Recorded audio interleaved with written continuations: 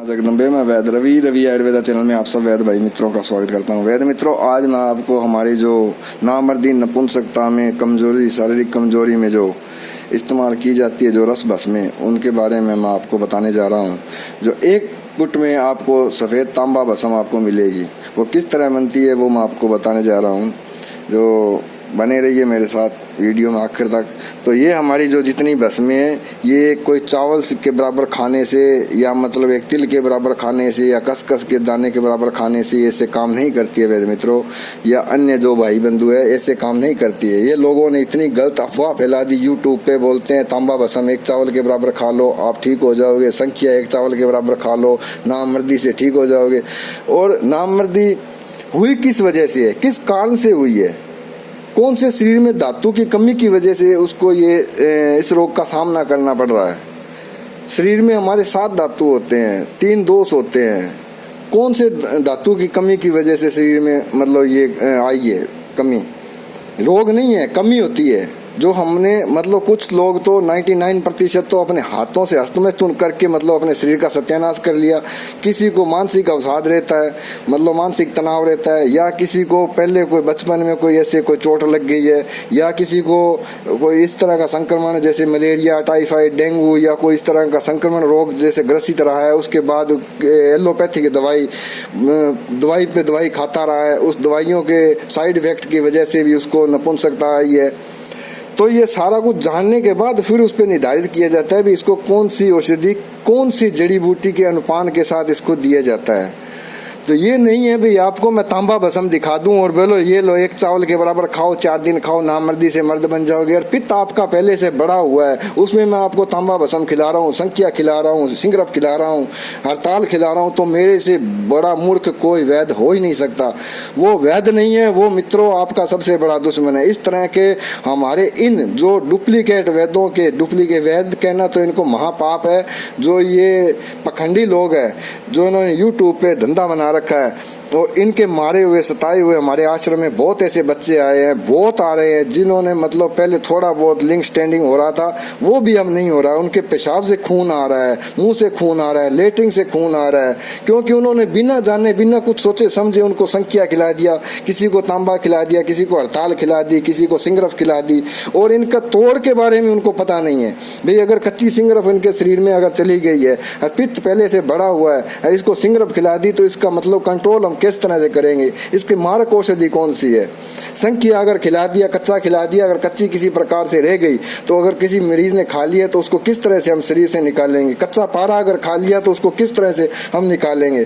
तो ये हमारे जितने वैद्य भाई बंधु है, ये अपने गुरु के सानिध्य में रह के, गुरु चरणों की सेवा करके, गुरु की भक्ति पाकर, जिन्होंने गुरु दीक्षा लेकर गुरु से आशीर्वाद से ये रस भस्म जिन्होंने सीखी है, उनको इन चीज़ों का पता होता है। और जो इधर से 2 किताब के पन्ने पढ़ लिए, इधर से यूट्यूब से कुछ 2 किताब देख ली, 2 वीडियो देख ली, इधर उधर बाजार से भाग के गया, सामान लाया, वीडियो बनाकर डाल दी और बोलते हैं ये लो हमारा अकाउंट नंबर, आप इसमें पैसे डाल दो, और कच्ची पक्की जो भी दवाई है उसमें पैकिंग की और मरीज को भेज दी। अब मरीज खाया, खाते बेचारे 2 दिन बाद में वो पहले से भी डाउन, पेशाब में खून, थूक में खून, लेटरिन में खून, मतलब खून पे खून, और जितना रहा का पहले जो शक्ति थी उससे भी बेचारे ने हाथ धो बैठा।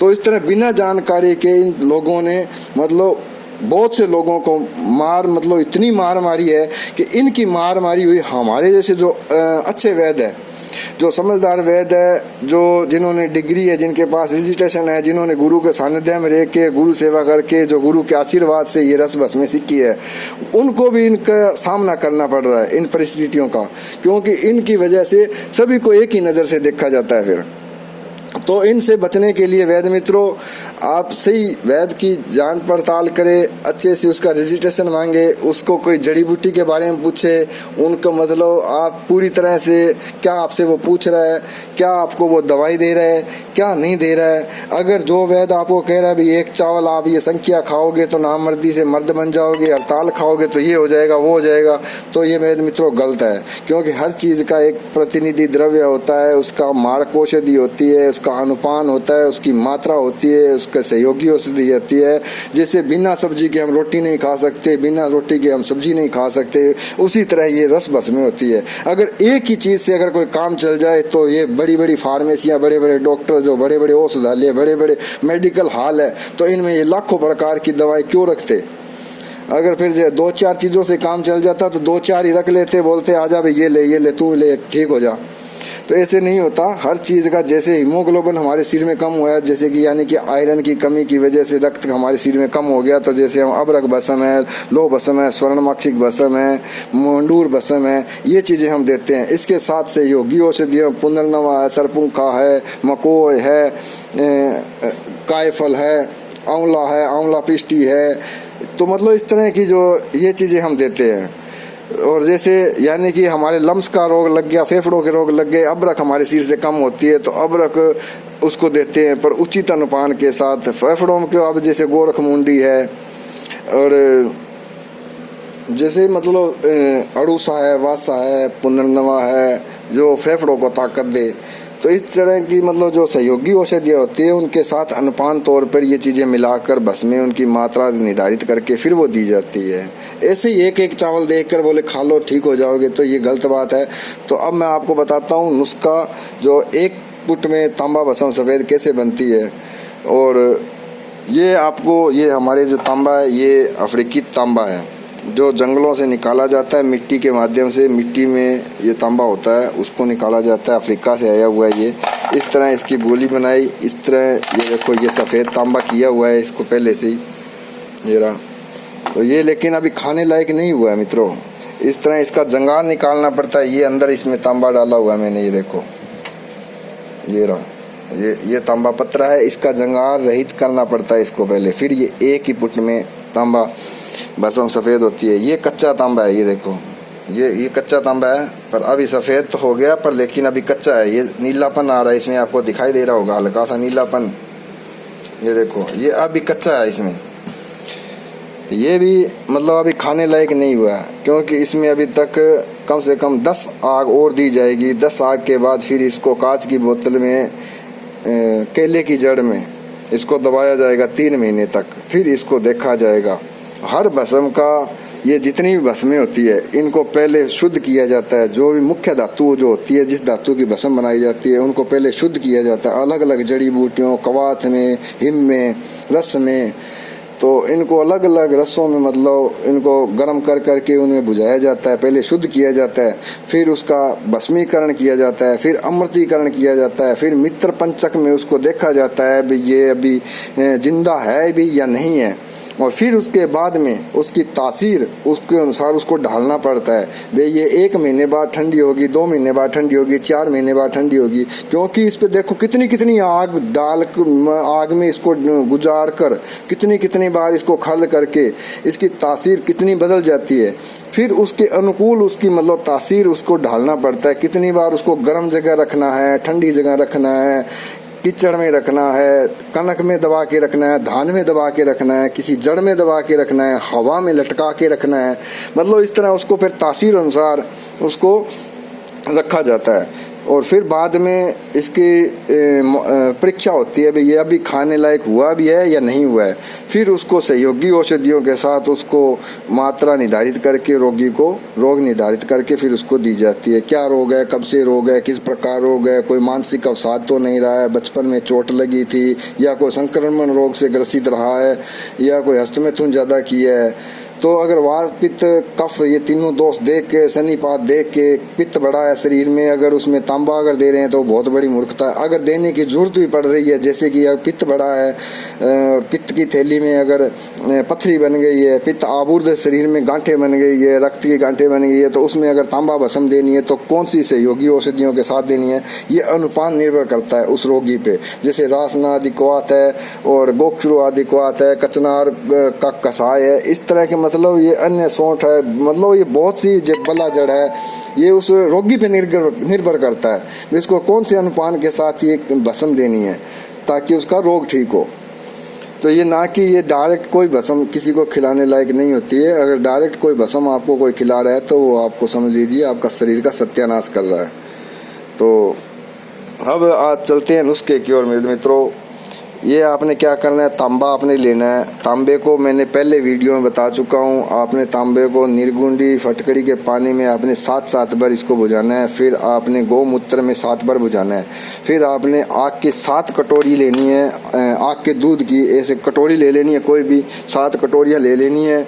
उसको आग के दूध डाल देना है। इस तरह तांबा लाल करना अग्नि पे। पहली कटोरी में बुझा दिया, फिर लाल करना है, दूसरी कटोरी में बुझा दिया, फिर तीसरी कटोरी में, चौथी कटोरी में, 5वीं कटोरी। इस तरह 7 कटोरी में 7 बार ही वो तांबा बुझा देना है। और जितना बचा हुआ दूध है उसको एक कांच की बोतल में इकट्ठा कर लो। वही दूध आपको इसी तांबे को खर्ल करने में काम आएगा, क्यों तांबा तो आपका पहले निर्गुंडी फिटकड़ी और गौमूत्र में शुद्ध हो चुका है, पर लेकिन वो आग के दूध से तो सफ़ेद करना है।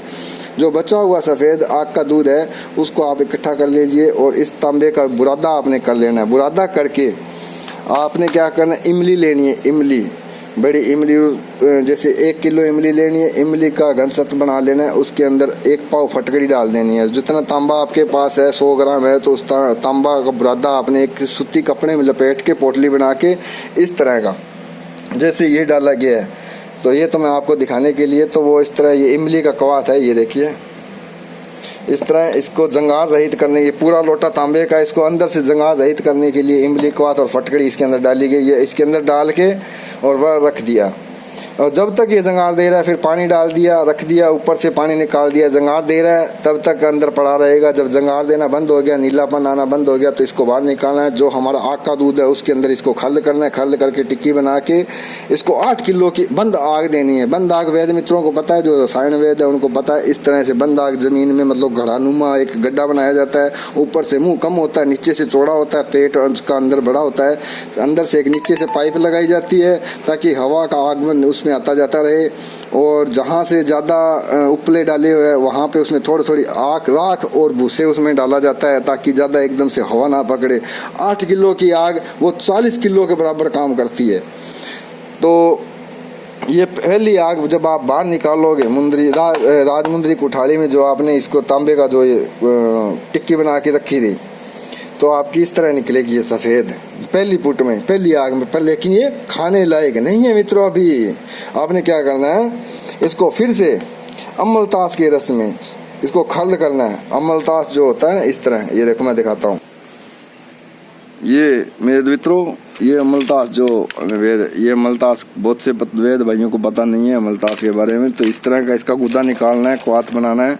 और जो ये बाकी बची हुई लकड़ी है इसको क्या करना है, जला के क्षार बना लेना है। इस क्षार का भी दाबू बनता है वेद मित्रों। इसमें सफ़ेद संख्या किया जाता है, हड़ताल कायम की जाती है, पारा सिद्ध किया जाता है क्षार में।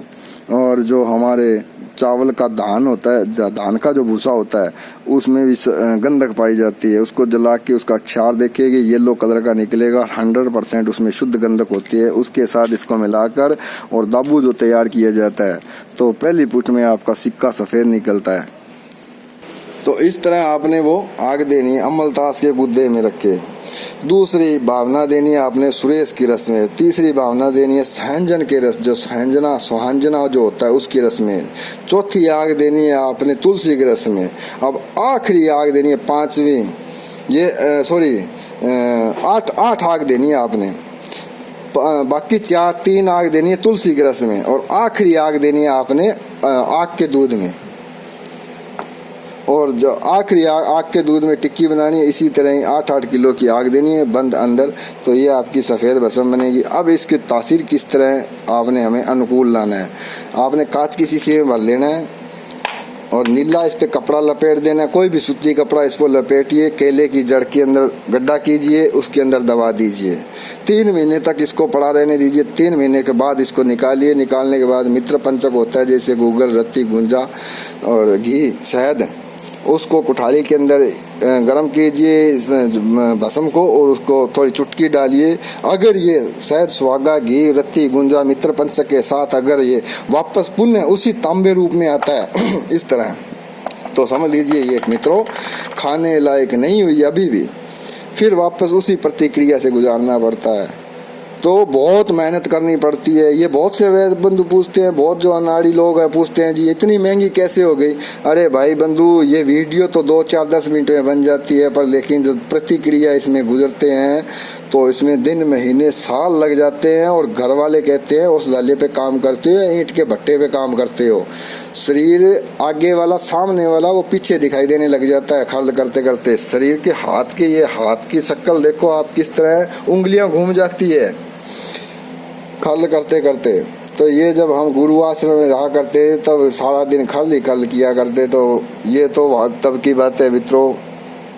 तो ये गुरु जी के सानिध्य में रह के हमने सीखा है। तो ये तांबा भस्म आपको मैंने बता दी, आप अपने उस दाले बना के रखो। पर लेकिन किसी को देनी हो तो उसकी पूरी जानकारी ले, क्या रोग है, कब से रोग है, किस प्रकार रोग हुआ, कोई मानसिक अवसाद है, उसको भूख कैसी लगती है, ठंडा खाने से उसको क्या महसूस होता है, गर्म खाने से उसको क्या महसूस होता है, उसको पेशाब में धात आती है कि नहीं आती है, रात को सपन दोष होता है नहीं होता है, कितने दिन में होता है, और मतलब उसको मानसिक तनाव कितना रहता है, भूख उसको कैसी लगती है, मतलब पूरी तरह से नेत्र परीक्षा, जीवा परीक्षा, मतलब पूरी तरह से उसका मुंह का स्वाद कैसे है, पूरी जानकारी लेने के बाद क्या उसने कोई पहले दवाई खाई थी, कोई कहीं से और अन्य औषधालय से खाई थी तो कितने दिन खाई थी, उसका क्या रिजल्ट मिला है, उसको ठीक रहा था नहीं रहा था, पूरी जानकारी लेने के बाद फिर ये रस भस्में दी जाती है।